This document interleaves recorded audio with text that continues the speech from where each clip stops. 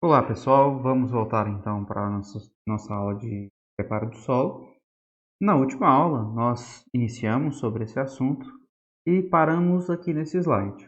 Então, para fazer uma espécie de lembrança, para nós podermos recordar sobre o tema, quando a gente olha para essa imagem, nós sabemos que esse é um arado de discos fixo, lembra lá? Montado. Então, ele é acoplado nos 3 pontos do trator e ele é fixo porque eu não consigo alterar o sentido aqui de caminhamento dos discos e é um arado de discos.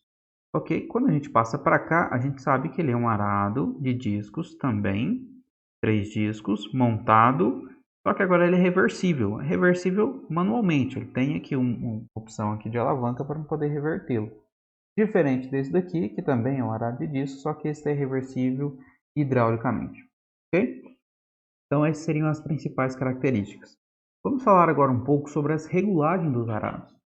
Bom, primeiro a gente tem que saber que o arado ele tem que ter alinhamento, ele tem que estar centralizado, ele tem que estar encostando todos os discos no solo ao mesmo tempo.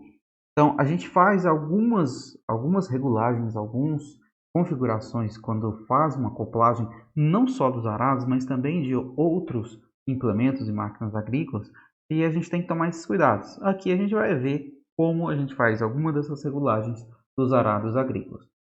As distâncias dos braços inferiores até as cordas motrizes, as rodas motrizes, ajustadas nas correntes estabilizadoras. Bom, o que a gente está falando aqui agora? A gente está falando de alinhamento ou centralização.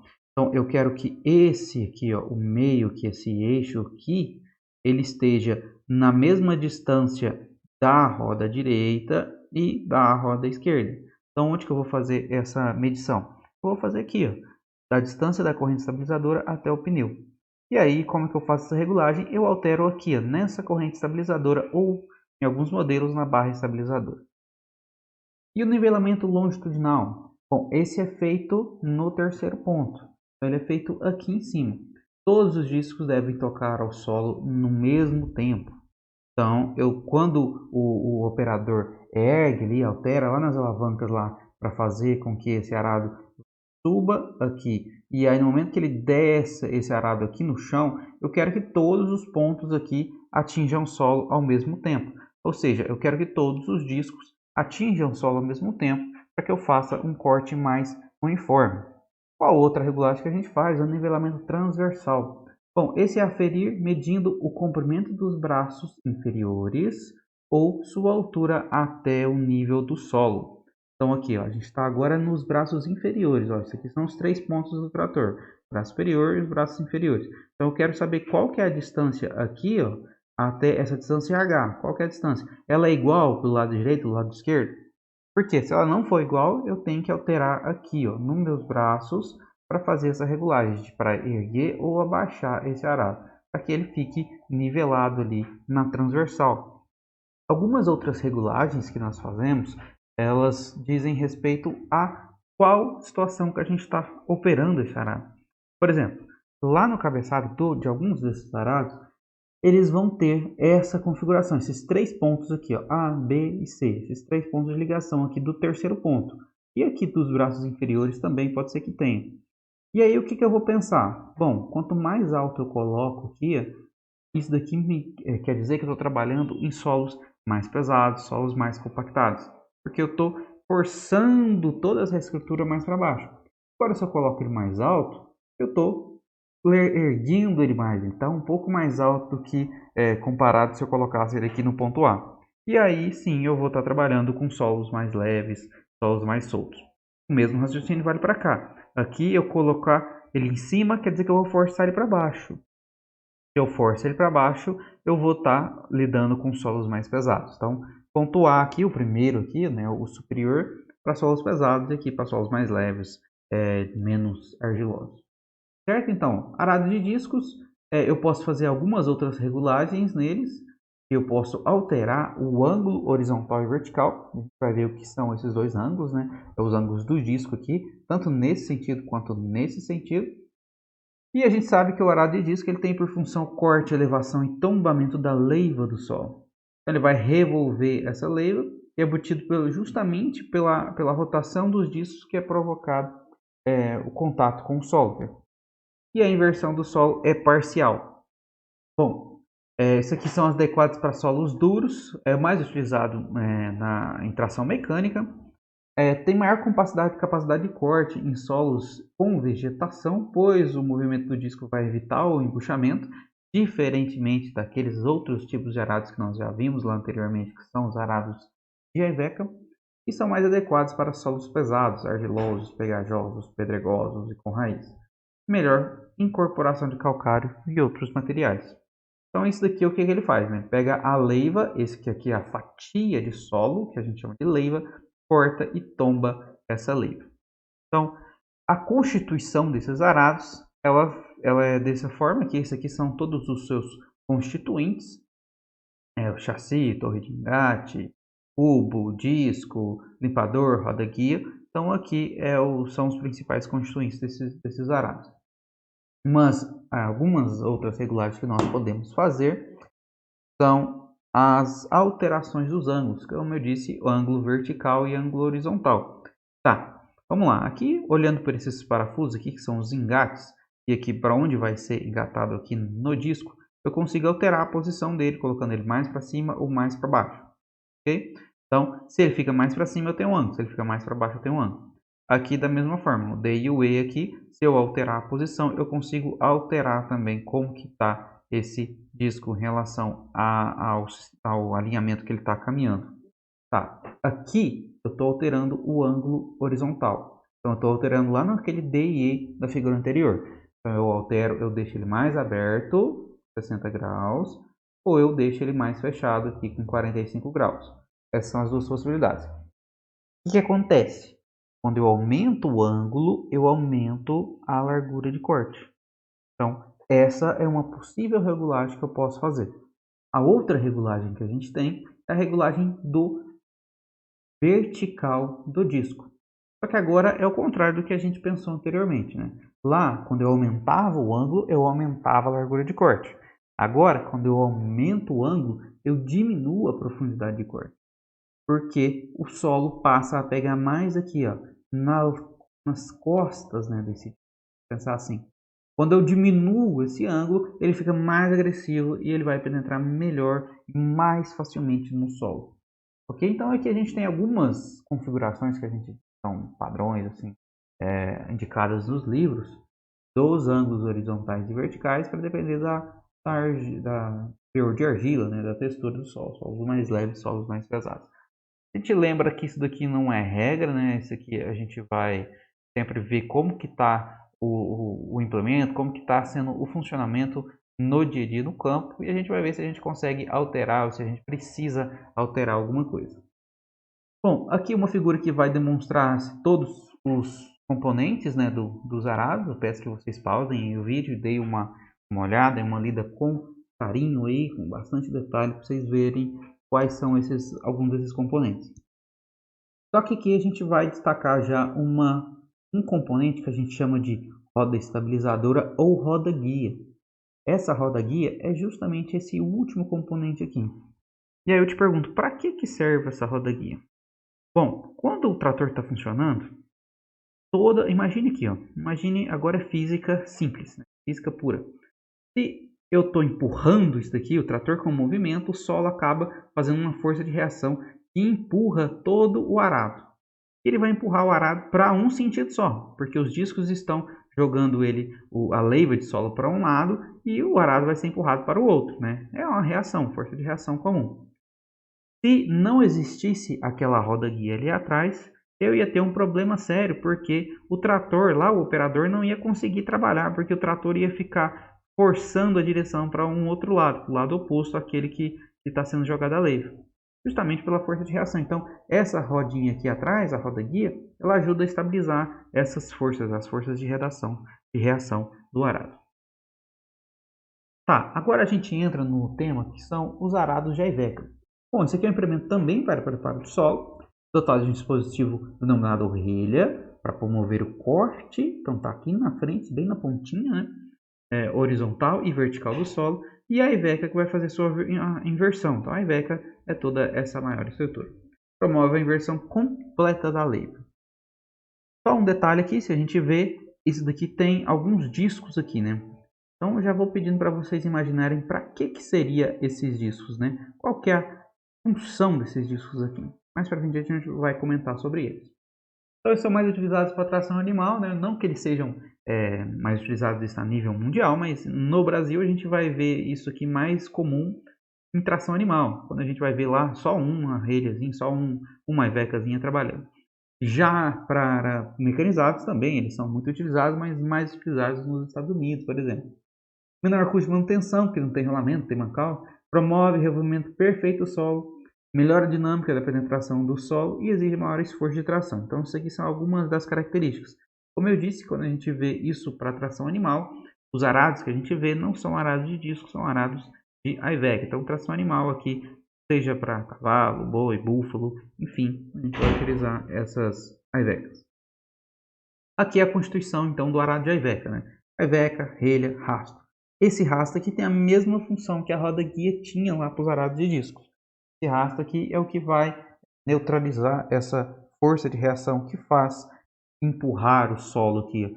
Quando o solo entra em contato com a relha, ele cria uma força de reação que vai empurrar o disco e o solo vai para o outro lado.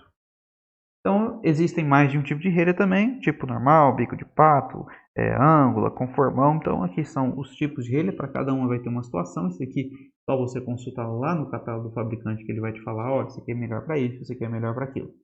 E os tipos de Iveca também, da mesma forma, existem os mais utilizados, de uso geral, e existem aqueles que são mais indicados para solos arenosos, outros com solos mais pesados, com cobertura vegetal, enfim. Aqui também a gente vai analisar para cada caso. Outra característica que pode haver são as Ivecas lisas e recortadas. Então a gente vai pensando aqui só por lógica, a gente já sabe que esse daqui ele vai ser usado em solos mais pesados e mais úmidos, justamente por ter menor área de contato aqui, para que aquele solo que ele tem, o solo mais pesado é um solo mais argiloso, né? Aquele solo que ele gruda mais, né, nas ferramentas. Então a gente vai ter esses aqui que são os recortados. Eles estruturam melhor os solos mais leves, exigem menor força de tração, justamente por ter menor área de contato. Da mesma forma dos arados de disco, aqui a gente também tem uma figura que vai falar de alguns dos principais componentes. Então fique à vontade para pausarem e der uma olhada com bastante carinho aí. Uma outra dificuldade que a gente tem quando a gente trabalha com arados de Iveca é que nos solos brasileiros, em algumas regiões, pode ser que haja muita pedra ou restos vegetais, raízes, tocos na área. Se eu estou trabalhando com um arado de Iveca, pode ser que esse arado de Iveca, quando encontre com esse impedimento, ele vai quebrar. E aí foram desenvolvidos em alguns mecanismos aqui nesses arados, justamente para impedir que isso daqui quebre. Quando bate nesse impedimento, nessa pedra, enfim, seja, essa Iveca ela vai desarmar, na verdade, um mecanismo que ela tem e vai permitir que ela vá lá para trás, ela tem uma mola que faz ela voltar depois do trabalho. Então isso daqui é uma tecnologia que foi adicionada para tentar melhorar ou aumentar a utilização desses tipos de implementos. Aqui comparando então os arados de Iveca e de disco, a gente tem algumas características, né? Ó, a Iveca melhor corte, inversão da leiva, disco ideal para abertura de novas áreas, porque vai ter muitos impedimentos, vão ter muitos tocos, pedras, raízes, menos suscetível a impactos. A gente está dizendo aqui o disco mais suscetível a impacto. Então, justamente porque esse daqui não tem movimento rotativo, o disco tem. Prejudicado por pedras, tocos, raízes, mais indicado para locais com presença de pedras, tocos, raízes. Órgão fixo ativo, órgão fixo dotado de movimento rotativo. Então, isso daqui algumas das diferenças. Assim também a gente tem diferença na forma que a leiva é produzida, tanto para tipo de Iveca quanto para disco. Mas o Iveca, apesar das suas limitações, eles também são muito utilizados em algumas regiões.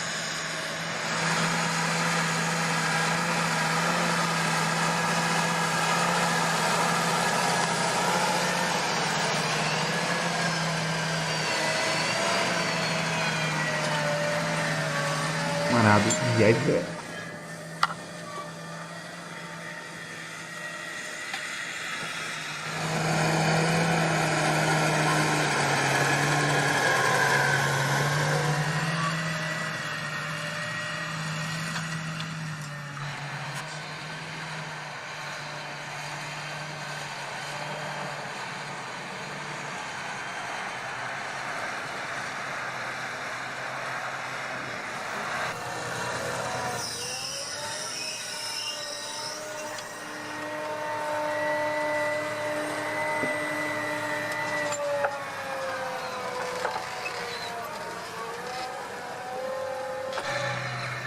Então ali nós vimos uma manobra de cabeceira de um arado de Iveca bem grande, bem maior do que os outros que eu já tinha para vocês. Tá. Um outro então implemento que a gente vai ver muito utilizado no dia a dia, que vocês vão com certeza lidar, aqueles que forem trabalhar em fazendas, terão as grades. São muito mais comuns do que os arados, justamente porque eu tinha dito para vocês, os arados são mais utilizados hoje em dia, os arados de discos no Brasil, em pequenas propriedades rurais. As grades não, essas já são utilizadas em grandes, pequenas, médias.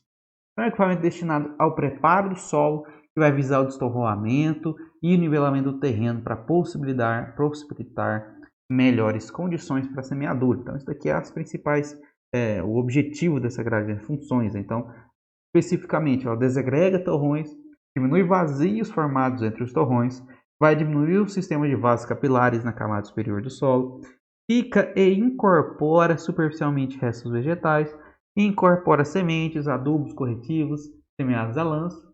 Lembre-se que algumas, por exemplo, pastagens são semeadas a lanço, e aí você entra com uma grade leve por cima, que ela vai ajudar a fazer a incorporação dessa semente. A aplicação de calcário também, que é um corretivo, também é indicada que seja feita antes da última gradagem na área, justamente para que essa gradagem ela ajude a incorporar esse calcário no solo.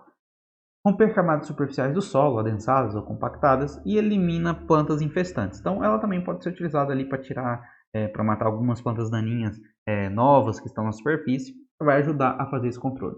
Então, a função principal é realizar destorramento e nivelamento do solo. As outras são funções, consequências secundárias. Características por possuírem movimento solidário dos discos, girando todos com a mesma velocidade, justamente porque eles estão montados no mesmo eixo. E elas podem ser de dentes flexíveis, que são essas aqui que a gente chama de molas, ou dentes rígidos ou de discos, que são as mais comuns. Possivelmente vocês não viram ainda esses dois modelos porque eles não são tão comuns. Existem já algumas fazendas, algumas propriedades que elas já estão adotando algum desses tipos. O mais comum aqui é que seja a de mola. Mesmo assim, ainda não é muito comum na nossa região, na nossa agricultura. Então, as grades de mola são utilizadas como cultivadores, e isso ela vai ajudar então a fazer controle das plantas daninhas, plantas infestantes. Dentes finos e largos, lâminas de aço flexíveis recurvadas. Essas aqui são as características então dessas grades. E as grades de dentes rígidos têm boa ação no combate a plantas daninhas. A profundidade de trabalho vai variar com o tamanho do dente e principalmente com a massa dessa grade, que ela é mais pesada, vai aprofundar mais o solo, mais leve ao contrário. Trabalho semelhante ao dos escarificadores, que vai ser o nosso próximo implemento estudado. Regulagens, variação do ângulo de inclinação dos dentes. Essa é uma possibilidade, né? Mas muitas são fixas. Esse ângulo a gente não consegue fazer essa regulagem. E as grades de discos são as principais, então, são as mais comuns que vocês vão ver aí no campo. E a gente divide elas em simplização e duplação. Lembrando que essa simplização aqui ela já está entrando em desuso, que seria esse daqui, ó. Só tem uma seção de disco, só uma. Ela é aqui, nesse caso, ela é montada no trator e aí só tem uma seção. Agora, a duplação não, ela tem duas, ó. Primeira, segunda. Primeira, né, a mais próxima do trator, e segunda. Então, isso daqui seria uma grade de duplação. E ela tem dois desenhos, se a gente olhar para essas duas aqui, ó. A de cima, a gente vê que ela tem um formato de X, que a gente chama em tandem. E a de baixo tem um formato em V, que a gente fala offset. Alguns locais vão chamar de V, outros locais vão chamar de offset. Mas isso daqui é como que a gente denomina. Então, offset e tandem. Essas são as duas principais. E aí a gente divide essas grades aqui, independente de qual seja a classificação quanto a de suas disposições das seções, elas são ainda divididas em niveladora, destorradora e aradora. Isso daqui está muito ligado com o tamanho do disco, com a massa da grade, com qual que é a função, né, principal, qual que é o resultado que você vai obter quando você passa com esse implemento lá na sua área. Então, niveladoras, geralmente elas são as mais leves, né, elas têm até 50 kg por disco. A niveladora destorradora está na intermediária entre a aradora e a niveladora. E a aradora é aquela que tem acima de 130 kg por disco. Então, são as mais pesadas com os discos maiores. A gente vê aqui, essa primeira seria uma niveladora, aqui ó, discos lisos, discos niveladores. Essa seria uma niveladora destorradora, disco liso, e disco destorroador. Então, ela vai destorroar e nivelar. E essa daqui seria uma grade aradora. Grades que tem o disco recortado, ou independente se é grade ou não, se existe um disco que é recortado, esse disco ele vai ter maior capacidade de corte, justamente porque ele tem menor área de contato com o solo. Se ele tem essa menor área de contato com o solo, eu tenho maior pressão sobre o solo, por isso eu tenho maior capacidade de corte. Então, grades aradoras e niveladoras. Aradora, maior espaçamento entre os discos, ó, aradora, niveladora. Maior diâmetro de disco, maior espessura do disco. Niveladora, menor espaçamento entre o disco, menor diâmetro de disco, menor espessura de disco. Então, essas são grades menores, né, essas grades niveladoras. Menores no quesito massa, diâmetro de disco, espessura do disco. Mas, no quesito largura de corte, essas são as grades muito maiores do que as grades niveladoras. Por quê? Geralmente, grades aradoras são bem menores do que grades niveladoras ou desterroadoras niveladoras. Por quê? Porque essa daqui tem menor massa, essa daqui tem maior massa. Se ela tem maior massa, os discos são maiores, a espessura do disco é maior, o disco é mais resistente, ela é mais pesada, eu não vou conseguir usar o mesmo trator, por exemplo, fazer com que puxe uma grade aradora do tamanho de uma niveladora, porque ela é bem maior, ela é bem mais pesada. Agora, essas aqui que tem um chassi menor, né, mais leve, os discos são mais finos, os discos são menores, aí eu consigo ter grades niveladoras estorroadoras muito maiores. Então, a niveladora ela é bem maior, né, em largura de trabalho, mas a grade aradora ela é maior o disco, ela é maior a massa, então essas são as comparações. Uma outra classificação que a gente faz das grades é quanto à tração, se são de arrasto ou são montadas, porque a gente já viu já nos implementos anteriores, das máquinas anteriores, então vocês já estão cansados de saber, né? Esse daqui, por exemplo, é uma grade montada, está ali montada nos 3 pontos, essa aqui é montada e essas aqui são de arrasto. Por que essa aqui é de arrasto e eu não estou nem enxergando direito? Porque uma grade desse tamanho não vai ser montada. Então, característica principal, grades menores podem ser montadas ou de arrasto. Grades maiores não serão montadas, só serão de arrasto, ok? Então, essa grade desse tamanho não vai ser montada nunca, ela está acoplada na barra de tração. E essa daqui é a mesma coisa. Agora, essas aqui são bem menores, elas podem ser montadas lá nos 3 pontos. E aí eu tinha falado para vocês lá dos tipos de discos, né? Ó, disco liso exerce menor pressão sobre o solo, disco recortado exerce maior pressão sobre o solo. Então, se eu tenho um disco recortado, grande, pesado, ele vai cortar mais do que um disco liso, menor, fininho. Por isso que eu disse para vocês lá naquele slide do arado de Iveca, perguntei para vocês, para que será que serve aquele disco ali na ponta do arado de Iveca, né? Para cada Iveca eu tinha um disco. E aquele disco, se eu não me engano, ele era um disco desse daqui, né? Um disco ondulado. Esses discos aqui são discos de corte de palha. E aí a gente tem a diferença entre esses 3 discos, né? Posso ter o disco liso, o disco ondulado e o disco de corte, ou o disco recortado, né? Esse daqui é o de maior corte, esse daqui que tem menor embuchamento e esse aqui que tem uma boa penetração. Onde são utilizados? Bom, são utilizados lá nos arados de Iveca, porque ele tem que ir na frente cortando a palha que está sobre o solo, justamente para ela não empuxar lá. Imagine você com um garfo arrastando aquilo ali sobre o solo, né? Um garfo gigante sendo arrastado por um trator e ele vai só arrastando, né? Um rastelo gigante. Agora, se você coloca um disco para cortar na frente, né, dessas Ivecas, e aí eu impeço que ocorra esses empuxamentos. O mesmo ocorre nas semeadoras. Semeadoras nós também utilizamos esses discos de corte de palha, ainda mais importantes hoje em dia que a gente está lidando com áreas de plantio direto, semeadura direta. Então, certo, são usados para o corte de palha na semeadura direta e no cultivo reduzido. Regulagens que a gente tem lá nas grades, né? Então vai variar com o fabricante, né? Mas a gente pode fazer diâmetro de disco, espaçamento, concavidade, massa da grade. Isso daqui é o que altera de grade para grade, né? O que faz com que ela tenha maior capacidade de corte, maior velocidade, Mas uma outra regulagem que tem nas grades, especificamente offset, aquelas em V, eu tenho o ângulo horizontal delas, que é o alfa. Esse ângulo alfa, quando ele é zero, os discos vão rolar sobre o solo. Está fechadinho, tá vendo aqui? Ó? A primeira seção e a segunda seção estão juntinhas. Então, isso daqui ele não vai entrar, não vai penetrar no solo. Isso aqui é a posição de transporte. E quando você aumenta, quanto mais aumenta o ângulo, mais aumenta a profundidade de trabalho. Então, quanto mais eu abro essa grade, maior vai ser a profundidade que ele vai trabalhar. Então, posição de transporte, estou arrastando, por exemplo, nesse caso eu não tenho uma roda, ela vai ser transportada dessa forma. Então, eu coloquei no trator, eu vou levar de um talhão para o outro, passando na estrada, ele vai transportar nessa posição, certo? Não, agora eu vou começar a trabalhar. O que eu faço? Aqui em cima, tá vendo aqui, ó, essa barra? Aqui eu tenho a regulagem, aqui eu destravo ela, coloco o trator em movimento, e aí essa seção aqui ela vai andar até para cá. E aí eu travo ela na posição que eu quiser. Se eu quiser abrir mais ou fechar mais, eu vou ter diferença na profundidade. Bom, esse daqui eu estou aberto. Então, essa daqui, na posição, por exemplo, se fosse a posição mais aberta, é que eu tenho maior profundidade. Note que essa aqui, a regulagem ela é hidráulica, né? Então vai depender de modelo para modelo.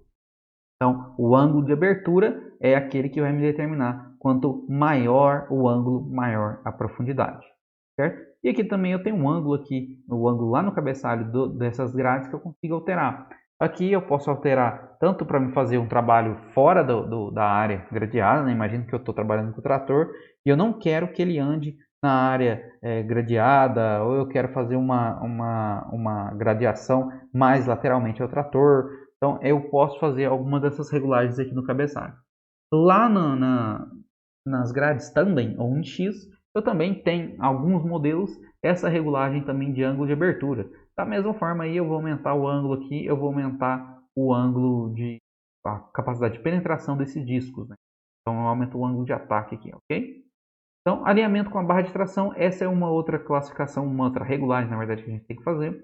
E a gente tem que colocar isso daqui alinhado, né? Eu não vou trabalhar com isso daqui inclinado nem para uma posição nem para outra posição. Ah, mas como é que eu vou mudar isso? Com a barra de tração eu consigo alterar as posições dela e aí lá na barra de tração você consegue fazer a alteração dessa altura.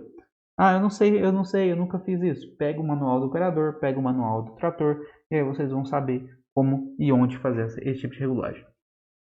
Sentido da manobra. Oh, esse aqui é um detalhe bem importante para quando você vai trabalhar com grades offset, né, grade em V. É recomendado que se faça a curva somente para o lado do V, né? Ou seja, somente para a esquerda nesse caso aqui. Ó. Por quê?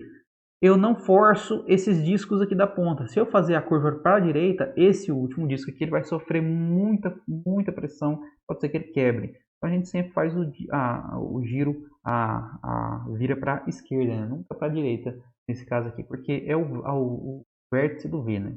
Okay? E aí quando a gente pega um catálogo de uma grade, ó, qual é essa grade? Torradora, niveladora. Então, essa é uma grade torradora, niveladora. Não é uma grade geradora. Eu consigo ver pelo tipo dos discos. Disco recortado, disco liso. E aí, por exemplo, ó, número de discos. 28, 36. Largura de trabalho. Ó, 3 metros de largura de trabalho. Espaçamento dos discos. Peso aproximado. Potência do trator. Ó, de 93 a 100 HP. Né? Então, por exemplo, ó, com uma grade de 36 discos, largura de trabalho de 3 metros, eu preciso de um trator de 100 HP ali, mais ou menos, para me poder puxar. Tá, e uma grade aradora tandem. Bom, para essa grade, por exemplo, de largura de trabalho de 9,6 metros aqui, ó, ou 8 metros e meio, eu preciso de um trator de 300 CV, mais ou menos aqui, para mim poder tracionar essa grade. Aí dá para ter uma ideia, então, qual é a exigência, né, de potência de uma grade aradora por uma grade niveladora. Tá certo que essa aqui é uma grade aradora enorme que eu peguei, né? Eu peguei um exemplo de uma grade bem grande, justamente para vocês verem que existem essas grades grandes, mas aqui até o próprio fabricante já recomenda, ó, trator de esteira, né, para um trator de 300 CV. Então a gradagem ela pode ser superficial, de 5 até os 10 centímetros, profunda de 20 a 30 centímetros. A massa da grade, nesse caso, é essencial para que ela possa aprofundar mais. E aí você faz as regulagens também dos ângulos. E como é que eu posso alterar, então, essa profundidade? Peso, velocidade, espaçamento, concavidade dos discos. Lógico que espaçamento com cavidade dos discos não é uma coisa que a gente costuma regular muito, com muita frequência, mas velocidade talvez seja o mais fácil de regular, e o ângulo também aqui de corte. Então, esses aqui são algumas das possibilidades, né? Algumas das formas que a gente regula se eu quero que vai aprofundar mais ou aprofundar menos. Lembrando que, quanto maior a velocidade de trabalho, menor vai ser a profundidade que ele vai alcançar. Quanto maior o ângulo de abertura, ali ó, o V, maior é a profundidade que ele vai alcançar. Alguns casos a gente usa justamente nessa figura aqui anterior, a gente coloca alguns produtores, é comum se colocar essa estrutura, uma barra de ferro, uma tora de madeira, ou mesmo um elemento específico, né, um rolo faca ali atrás, para poder deixar o trabalho já de uma gradagem só, uma superfície bem reguladinha, bem organizada. Vamos ver aqui um trator trabalhando aqui numa velocidade até um pouco mais elevada que a gente recomenda, mas vocês verem como é que é a forma de trabalho.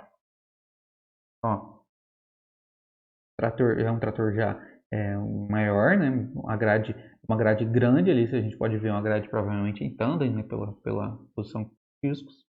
Passar perto a gente vai conseguir ter essa conclusão. E o trator está trabalhando. Então é a forma como o trator vai trabalhar na área, como ele vai gradear uma área.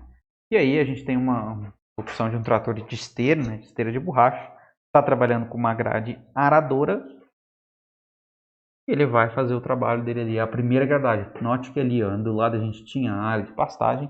A primeira grade que a gente entra é uma aradora, porque nenhuma outra grade vai conseguir entrar e cortar essa área de pastagem.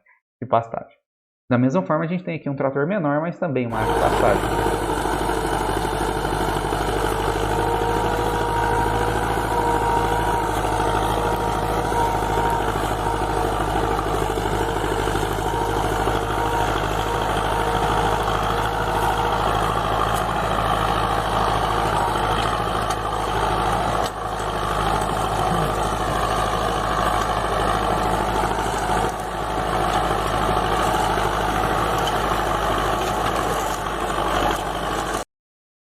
Então agora a gente entra no tópico dos subsoladores. Os subsoladores vêm sendo muito utilizados atualmente, justamente com uma preocupação com a qualidade, o manejo correto e adequado, sustentável do solo.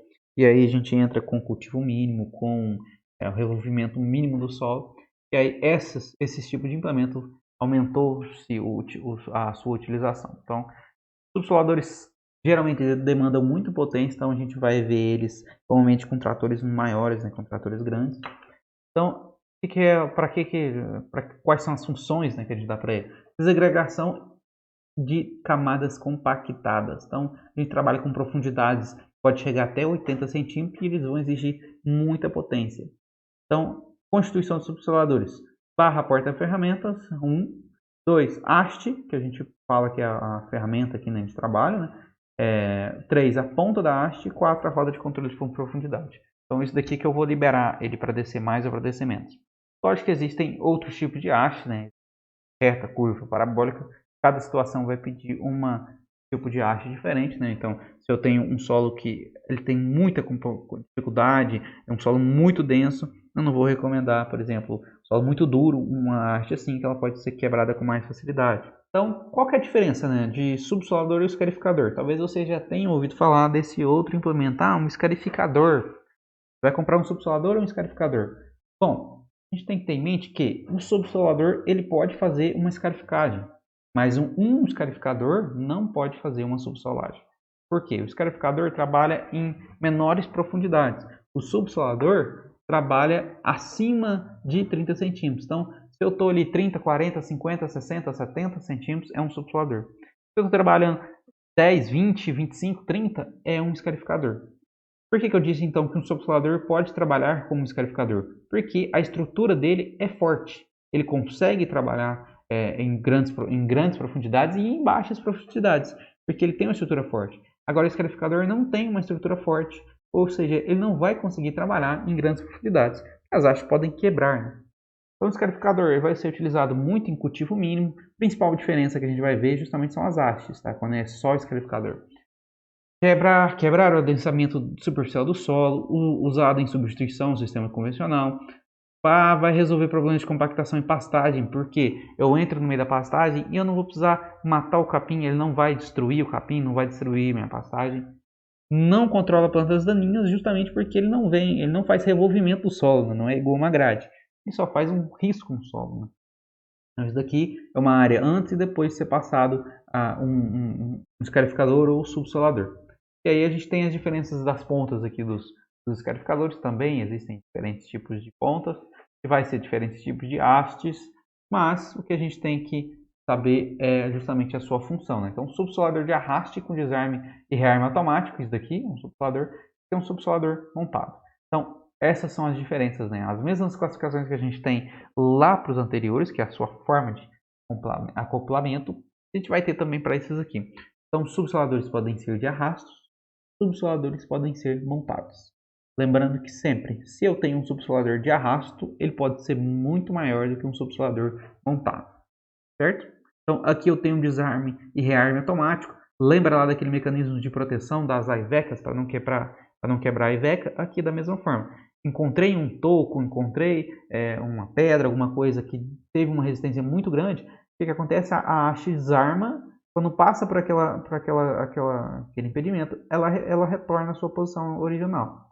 E nesse daqui, se acontecer isso, a haste vai quebrar. Não tem esse desarme e rearme automático. E o escarificador? Bom, escarificador de arrasto, controle remoto. Note aqui que as hastes são bem mais fraquinhas, né? Escarificador montado, também as hastes são bem mais fraquinhas. Quais são as vantagens, né, de se ter um escarificador? Primeiro que eles são mais leves, massa menor, eu posso ter um implemento maior. Segundo que ele revolve menos ainda o solo do que o subsolador, porque a sua haste ela é mais fina, elas têm a penetração mais facilitada no solo, faz um menor revolvimento do solo.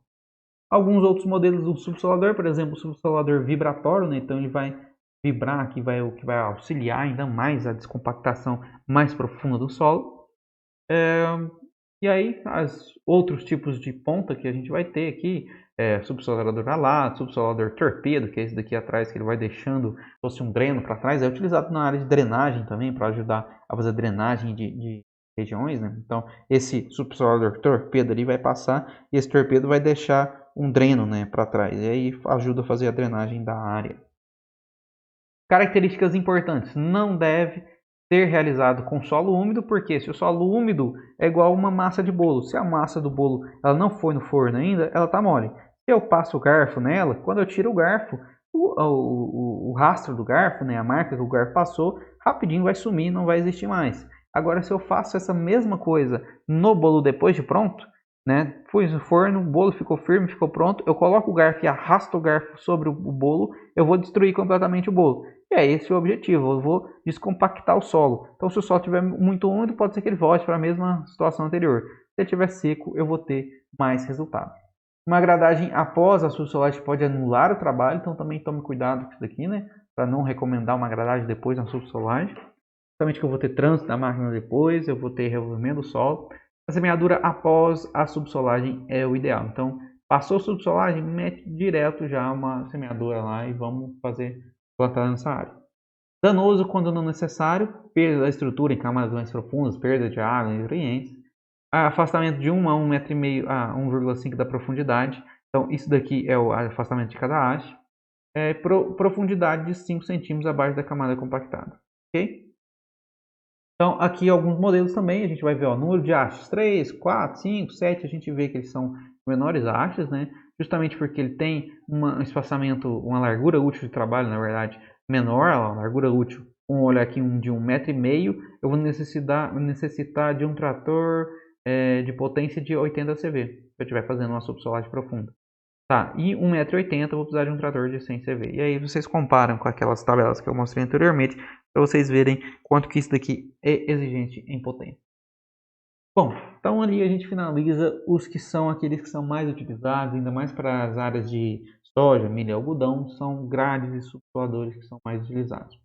Aqui a gente vai ver alguns outros implementos, né, de preparo do solo, mas que não são muito utilizados para essas culturas que eu mencionei anteriormente. Por exemplo, os sulcadores são utilizados muito para plantio de cana-de-açúcar, né? Então, isso daqui é muito utilizado na região de São Paulo, Triângulo Mineiro, algumas regiões também de Mato Grosso. Então, abrir sulco para plantio, irrigação, controle de erosão. Então, essas são uma das possibilidades daqui. Então, esses daqui são alguns modelos. Lembrando que esse daqui é um sulcador adubador. Ele já sulca, faz o sulco e aduba. E o que é isso aqui? Ó? Isso daqui é o sulco. Está fazendo sulco e vai adubando. E o pessoal vem atrás plantando. Então, é aqui a forma como ele vai sendo trabalhado. Lembrando que isso daqui é uma situação em que eu não tenho um GPS, não tenho monitor ali, né? Uma barra de luz, alguma coisa que vai me fazer um direcionamento. E aí o operador pegou e colocou uma cordinha aqui, e ele já sabe qual que é a distância que ele tem que fazer de um para outro, né? Então lá tá andando com o sulcador adubador, já está sulcando e adubando ao mesmo tempo. Ó. Vai deixando, ó, tá o adubo caindo, vai deixando o sulco pronto aqui para o pessoal lá do plantio de cana vir atrás já fazendo o plantio. Então, tá aqui o sulcador, aqui em área de cana, tá aqui, depois de pronto o sulcador, o pessoal vai jogando a cana para ser plantada. E aí vai virar açúcar, vai virar etanol para a gente usar nos carros. Um outro implemento também utilizado para preparo do solo, mais aplicado para áreas de horticultura, são as enxadas rotativas, né? As enxadas rotativas, mais conhecidas também como encanteiradores. Então, eles vão ser responsáveis justamente por fazer o canteiro. Máquina dotada de enxadas especiais, montada sobre um eixo giratório transversal a deslocamento. Eixo giratório transversal a deslocamento. Eu estou deslocando nesse sentido e o meu eixo giratório está aqui, certo? Essas aqui são as facas, então, que vão fazer o corte do solo. Uso, preparo periódico, horticultura. Problema, pulverização excessiva do solo. Por que pulverização excessiva do solo? Ele vai deixar esse solo em pequeníssimos pedaços. E como que isso vai alterar, né? Como que eu coloco para fazer isso, pulverização mínima, pulverizar menos, pulverizar mais? Bom, a gente tem que pensar que a gente tem que ter menos velocidade ou mais velocidade, primeira coisa. Se eu altero a velocidade de trabalho do trator, se eu vou mais rápido, ele vai pulverizar menos. Se eu vou mais devagar, ele vai pulverizar mais e mais o solo. Centralização, nivelamento, profundidade, são algumas outras regulares que a gente tem que ter. Então, para ter tamanho do torrão, velocidade do trator, rotação do eixo transversal, posição da chapa de impacto, a chapa de impacto é aquela chapa lá atrás, ela está mais distante, ela está mais próxima das facas, número de enxadas por flange. As enxadas são as facas que eu estou dizendo aqui. Né? Então, se eu tenho muitas enxadas aqui, eu vou ter mais pulverização. Se eu estou andando com o trator muito rápido, eu também vou ter mais pulverização. Se eu estou com a chapa de impacto muito próxima, também vou ter mais pulverização. Então, esses aqui são utilizados em áreas de horticultura, são os encanteiradores, né? São mais comumente chamados de encanteiradores. Mas o nome mais técnico seria enxada rotativa. Né? Então, aqui a gente vai ver uma trabalhando. Né? E como é que ela trabalha. Geralmente a gente precisa de ter já uma área trabalhada, não posso entrar no solo nu ali e vou trabalhar, um solo nu não, solo com vegetação, né? Então precisa já ter passado uma grade, por exemplo, uma grade pesada antes no local, que aí ele vai conseguir trabalhar, senão não vai conseguir trabalhar. E aí ela vai deixando o canteiro ali para o agricultor vir fazer a semeadura das sementes ou o plantio das mudas de hortaliças em geral. E chegando já ao fim da nossa aula, nós temos aqui que seria o terraceador. Né? Vocês imagino que já fizeram a matéria de manejo e conservação do solo e da água, e lá vocês viram que é necessário fazer terraços, né? Que o pessoal chama comumente de curvas de níveis. Para que são esses? Para justamente impedir que seja o solo, as camadas superficiais do solo sejam carregadas pelas águas de chuvas, né? De enxurradas. E aí eu vou segurar então essa perda de solo. Como que são feitos? Esses são feitos com os terraceadores. Né? Isso aqui é um terraceador, isso aqui é ele trabalhando. Né? Então como que ele trabalha na área é justamente isso aqui. Claro que isso aqui é um enorme terraceador, né? Um terraceador bem grande, mas é assim que ele trabalha e é assim que ele faz o terraço. Né? Então ele vai construindo o terraço, vai fazendo já, deixando pronto já para que depois as outras máquinas já entrem, façam o plantio e façam o trabalho em cima dessa área. Isso aqui é um terraceador. Bom, um outro implemento que a gente tem são as taipadoras. Bom, essa aqui a gente vê já na parte posterior aqui, né, na frente, né, na verdade. E essas são bem parecidos com os terraços, né, os terraceadores. Só que ele tem ali atrás uma taipa que a gente fala que é uma estrutura que vai modelar como é que esse terraço está sendo feito. Ah, mas para que isso daqui é feito? Para que isso aqui é utilizado? Né? Qual que é a função disso daqui? Bom, a função disso aqui ela é muito utilizada lá no sul do país, justamente para as áreas que são sistematizadas, né? Tá vendo? Uma área muito planinha e é feito o plantio de arroz. E aí, como o arroz ele é feito por inundação, eu preciso limitar quais serão as áreas que serão inundadas primeiramente, né? Uma área, outra área, eu vou dividir isso em talhões. Como é que eu faço isso? Eu faço isso aqui, eu faço esses terraços que vão ser as divisões entre um talhão e outro talhão, lá de blocos de inundação, para fazer o plantio de arroz, por exemplo. Certo? Então, assim nós finalizamos nossas aulas de preparo do solo e até a próxima. Tchau, tchau.